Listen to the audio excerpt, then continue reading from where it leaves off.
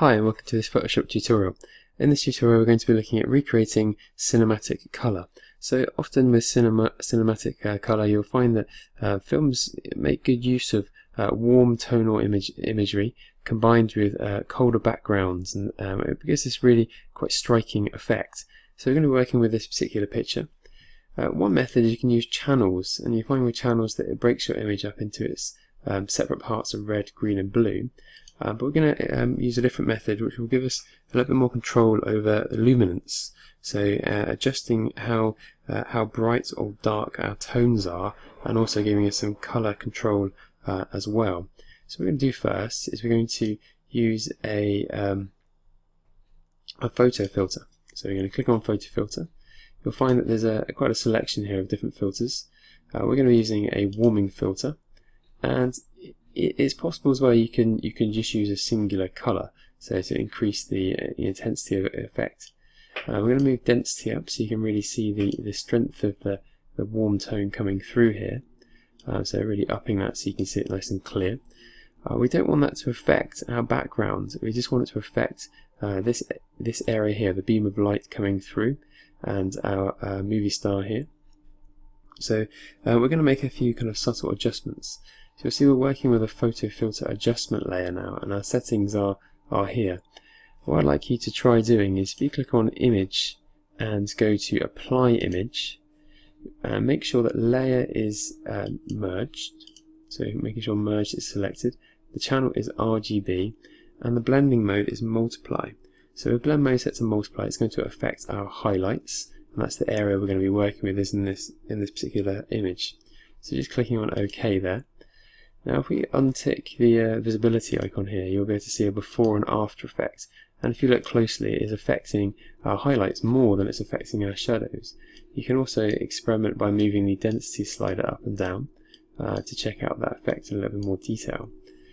We're going to continue this effect by adding another photo filter. So this photo filter is going to be adding our cooler tones. So we're going to go down to cyan, and you can, well, let's experiment with this. If we click on colour, we can just add a really kind of deep cyan into that background there. Now obviously it's doing it to the whole image, so we're going to be modifying this so it's selecting different parts of the picture, so in this case the background. So we're going to set up a mask. So as before, we're going to go to image and apply image, checking merged, RGB and multiply, but this time we're going to click invert, so the multiply effect is going to affect our shadows. So just clicking OK there. So again you can tweak the density, and we should begin to see the balance between the warm tones and the cold tones coming through. So we can untick them to see what we started with, because we have a warmer tones coming through and our colder tones coming through the outside there. You can continue this experiment if you like with some other settings. You can use curves. So we click on a curves adjustment layer. We can make some modifications to our curves. So we could maybe add an S shape here to increase the contrast. So obviously it's going to create quite a striking picture. The next thing we need to do is ensure that this is just affecting the tones, so we're not increasing the different color values or affecting the color values. It's just changing the tonal values, and the way to do that is by changing our blend mode here to luminosity, and that will ensure that we are not affecting our colors but just simply adding contrast to our picture. You can, as before, if you wish, go to apply image, and you can apply those settings to different parts of the picture.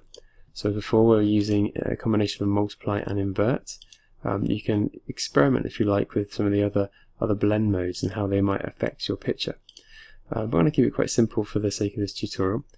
So we have a before and after. Okay, so the image you started with, so very kind of natural tonal values, and then we're adding a little bit of warmth to the highlights, increasing the shadows and making them more cold, and finally adding some curves.